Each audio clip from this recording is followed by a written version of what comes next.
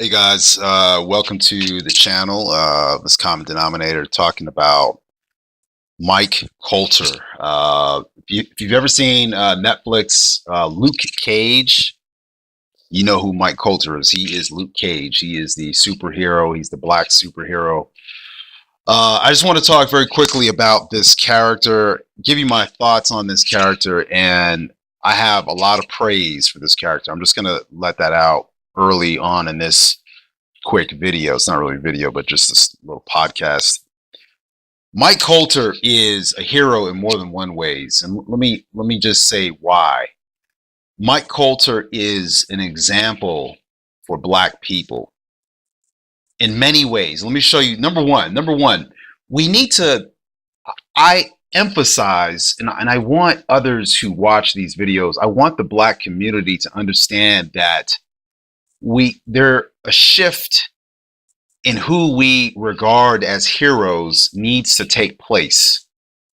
We need to stop looking towards rappers and people who are ex-felons who used to sell crack cocaine, Jay-Z, Method Man, a ton of rappers. A disturbing amount of them are former drug dealers. I mean, and I'm not even going to get into the psychology of what type of person you need to be to sell drugs to your own people or to any other people. I mean, back to Mike Colter. He is a modern day superhero, not just Luke Cage, but number one of the key indicators, one of the things that you can look at in an African American person to tell if they're quality, to tell if they're a good example, and if they care about the community, if they respect themselves, and if they want to set a good example, and if they are an ambassador. That's something that I don't talk about enough, but I'm going to talk about it, ambassadorship and being an ambassador, because I've spoken about the collective in the past in several other videos, but we need to, America is a mix of collectivism and individualism. I've mentioned that in other videos, but the collective is extremely important for African America in that we act as a monolith. We act as one group in that dominant fashion trends, dominant ways of speech, regardless of where you live in the country, they continuously vie for the supremacy within African American culture.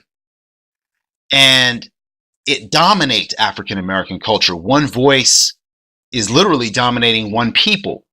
And yesterday, as I pointed out in my video with Michael Eric Dyson, a brilliant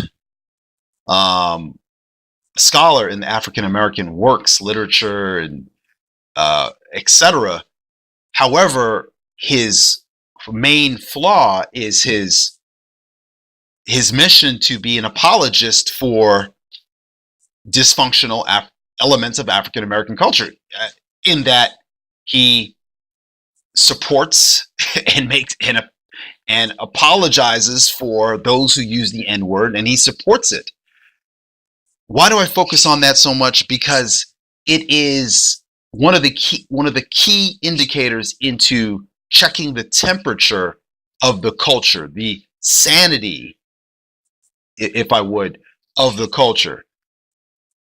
If you have people sitting there in African American culture going back and forth, calling each other racial epithets, that should tell you where the culture is. Okay? And then on top of that, when you have people making excuses for why they can and should use racial epithets created by terrorists from Europe whose ancestors were responsible for kidnapping us from Africa, and our ancestors from Africa, and who were responsible for Jim Crow, and who used this word in a very toxic way, a very harmful, deliberate way. When you sit there and you tell your brothers and sisters in the world that this is okay for us to use this on each other, you're a fence rider and you're a detriment to the society, to African American society and to the society at large. Now, I'm digressing, but I'm going to get back to Michael Colter. This is kind of a follow-up to what I did yesterday. But so we need good people setting good examples. Michael Colter, Luke Cage does that. Not only in the show, when you watch the show, I've watched a couple of seasons. I love it. Great show. Well put together show. And for a few reasons, I'm going to mention why it's an important show. And Luke Cage, if you have young black boys, I don't recommend them watching the show per se. It's kind of tough, but maybe the comic books. They need to have strong black characters who are black skin, brown skin, okay? Not people who, you know the rest, but people who look like they're African, people who look like direct descendants of Africans. Luke Cage, in the show and outside of the show, is well spoken.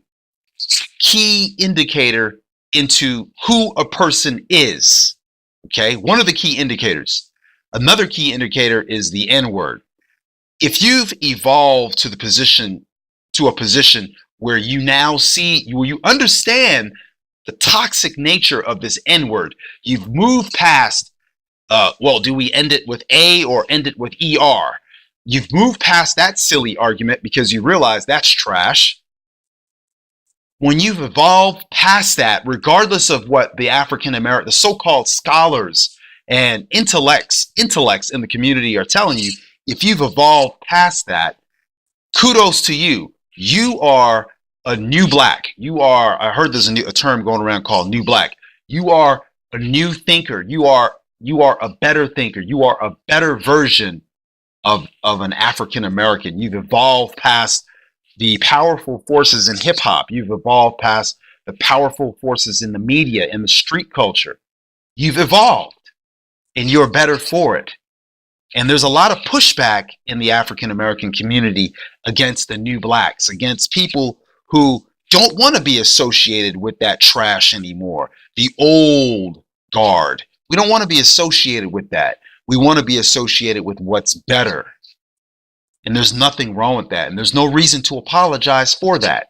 There's no reason to apologize for speaking correctly. There's no reason to apologize for not using the N-word. We're better than that. Simply put, there's no reason to give excuses or reasons, really. It's just be who you are and set a good example. Mike Colter, I want you to check out his interview on Hot 97. He does a great job of presenting himself as a well-spoken African-American man. And I love it. And I'm a fan of this guy because he's a great example to African-American adults who, sad to say, need good examples, because a lot of us are so warped by the thinking of what's in hip hop today that we can't get past,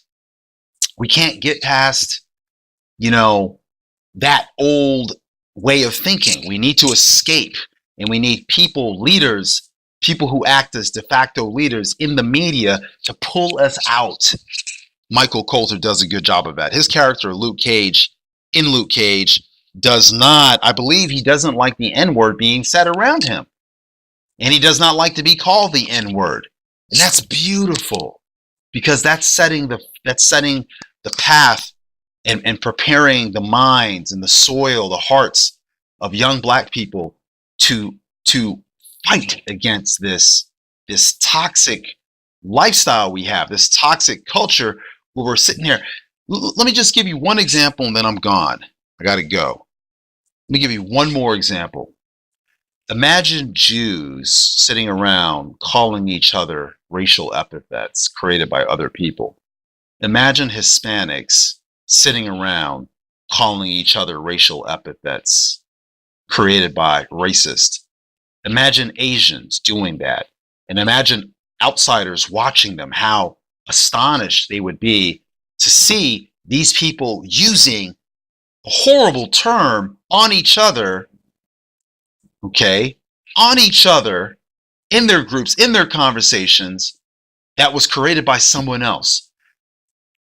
The power, imagine how disarming that is for a group to do that, and how disarming and how vulnerable you appear to outsiders who look at you and say, wow, that's how mentally weak you are. That's how mentally enslaved you still are. You would allow that word to continue to live. You would allow that culture to continue to live, and you see nothing wrong with it. Guys, my next video is going to be on the mental slavery that permeates and that continues to exist within the African American culture. Let's break free from this. Let's become better. Let's become new blacks, better blacks, in all ways, in all aspects. Common denominator. Check out Luke Cage if you can on Netflix. Mike Colter's interview on Hot 97 today. Peace.